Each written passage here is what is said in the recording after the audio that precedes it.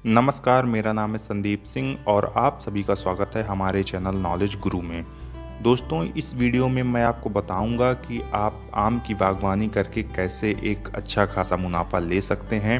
Video में मैं रुपाई से लेकर तुड़ाई तक एक एक करके हर पक्ष के बारे में बड़े डिटेल से बताऊंगा।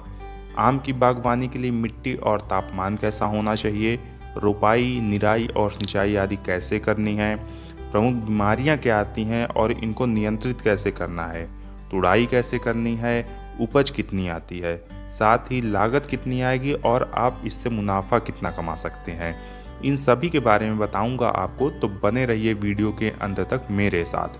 चलिए वीडियो की शुरुआत करते हैं, लेकिन उससे पहले आपसे एक छोटी सी रिक्वेस्ट कि अगर आप चैनल पर फर्स्ट टाइम वीडियो देख रहे हैं या अभी तक चैनल को सब्सक्राइब नहीं किया है तो चैनल को सब्सक्राइब जरूर कर लें ताकि आपको बागवानी से जुड़ी तमाम जानकारी समय पर मिलती रहे। चलिए सबसे पहले बताते हैं कि मिट्टी और तापमान कैसा होना चाहिए। दोस्तों, आम की बागवानी लगभग सभी प्रकार की मिट्टियों जैसे जलोढ़ मिट्टी से लेकर लैटेराइट मिट्टी तक में की जा सकती है, लेकिन हाँ, आप किस प्रकार की मिट्टी में आम की कौन सी किस्म की बागवानी करना चाह रहे हैं इससे बहुत ज़्यादा फर्क पड़ता है। कुछ खास किस्मों के लिए खास प्रकार की मिट्टी भी होनी चाहिए।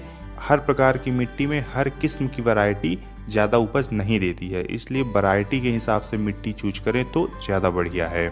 मिट्टी का पीएच मान 5.5 से 7.5 तक ही होना चाहिए तो अच्छा रहेगा।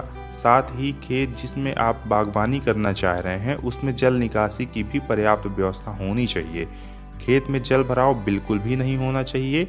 अगर तापमान की बात करें तो ये उष्णकटिबंधीय और उप उष्णकटिबंधीय क्षेत्रों में उगाया जाने वाला फल है।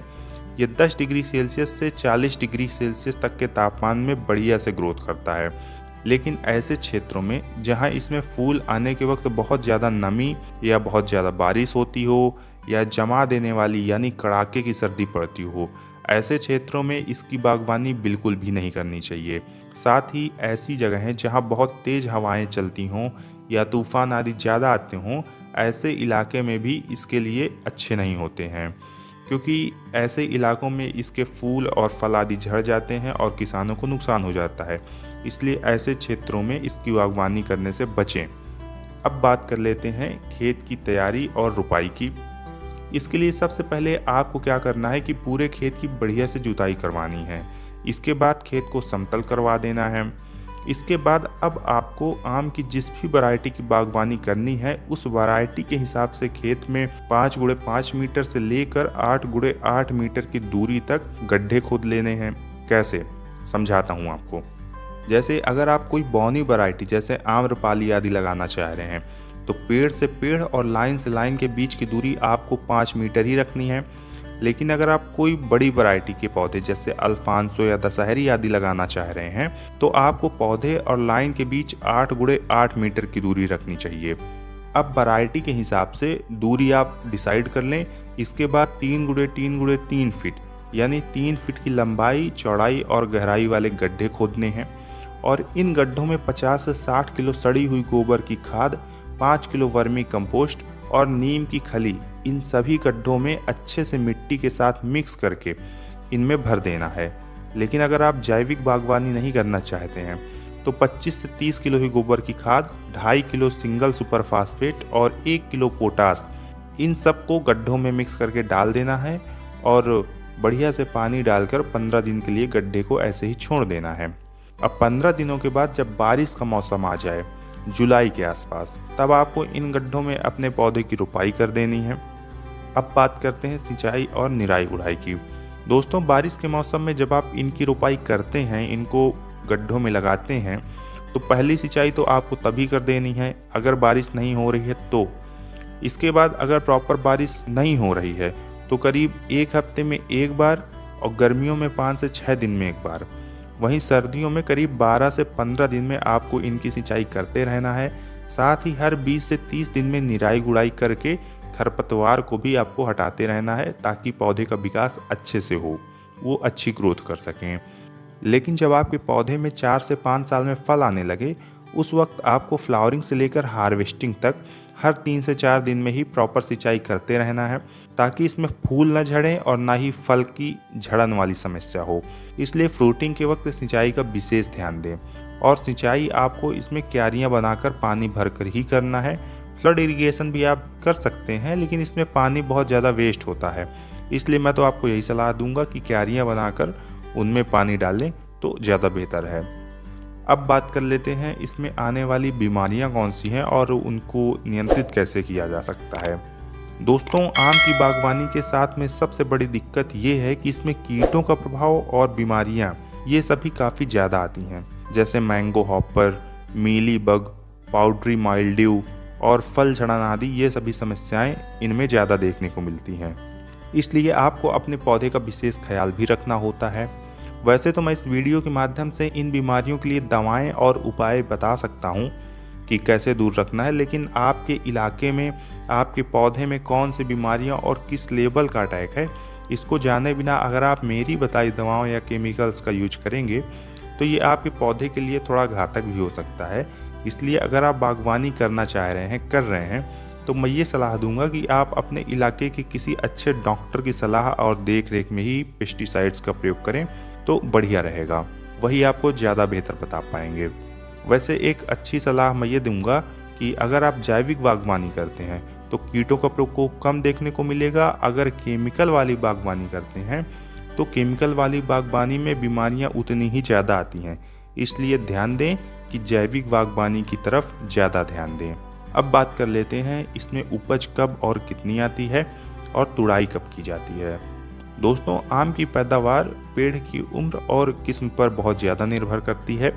फिर भी आपकी समझ के लिए बता देता हूँ कि जो बौनी या लैब में तैयार किस्में हैं, जैसे आम्रपाली, मल्लिका, रत्ना और मंगीरा आदि, इन सभी किस्मों में मात्र 3 से 4 साल में ही फल आने लगते हैं और 10 से 12 साल के पौधे से करीब 120 से 150 किलो के आसपास तक फल देखने को मिल जाते हैं।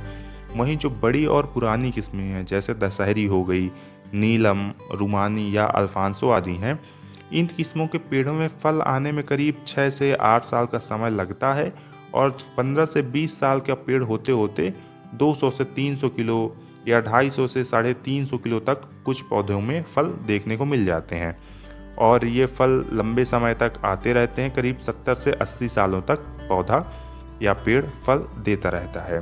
बस आपको क्या करना है कि पौधे की केयर करनी है, उनको समय पर खाद और पानी देते रहना है, निराई गुड़ाई भी करते रहना है कभी कभी, साथ ही कटाई और छटाई भी करते रहना है और केमिकल्स का प्रयोग खाद के रूप में या कीटनाशकों के रूप में आपको कम से कम या नहीं करना है। और अंत में अब बात कर लेते हैं लागत और मुनाफे की। दोस्तों, अगर आप 1 एकड़ में बागवानी करना चाहते हैं और कोई बौनी वैरायटी लगाते हैं तो 6 गुणे 6 फीट की दूरी रखते हुए करीब 100 पौधे लगाए जाएंगे 1 एकड़ में। एक पौधे की कीमत 50 रुपये से 100 रुपये के बीच होती है। अगर हम 100 रुपये प्रति पौधा भी मान लें तो जो पौधे का कुल मूल्य होगा वो होगा करीब 100 गुणे 100 बराबर 10,000 रुपये। वहीं लैंड प्रिपरेशन में करीब 20 से 25,000 रुपये खर्च हो जाएंगे, जैसे खेत की जुताई, समतलीकरण, गड्ढे खोदने में लेबर खर्च, पौधे की रुपाई करने में, उनमें खाद, ये सब मिलाकर करीब 20 से 25,000 रुपये खर्च हो जाएंगे। साथ ही साथ 10 से 15,000 रुपये उसके बाद में, जैसे सिंचाई, प्रॉपर देखभाल, कटिंग, इन सब में भी करीब 10 से 15,000 रुपये खर्च हो जाएंगे। इस तरह से जो कुल खर्च आएगा वो होगा 1 एकड़ की बागवानी में करीब 10 + 25 + 15 बराबर 50,000 रुपये के आसपास 1 एकड़ में। और अगर अब मुनाफे की बात की जाए तो टोटली आपकी वैरायटी और पौधे की उम्र पर निर्भर करेगी, क्योंकि अलग अलग किस्म का मूल्य 10 रुपये प्रति किलो से लेकर के 300 रुपये प्रति किलो तक थोक मूल्य होता है। फिर भी अगर हम मोटा मोटा देखें तो प्रति एकड़ आप 1 लाख रुपए से लेकर 30 से 40 लाख रुपए तक प्रति एकड़ का मुनाफा ले सकते हैं।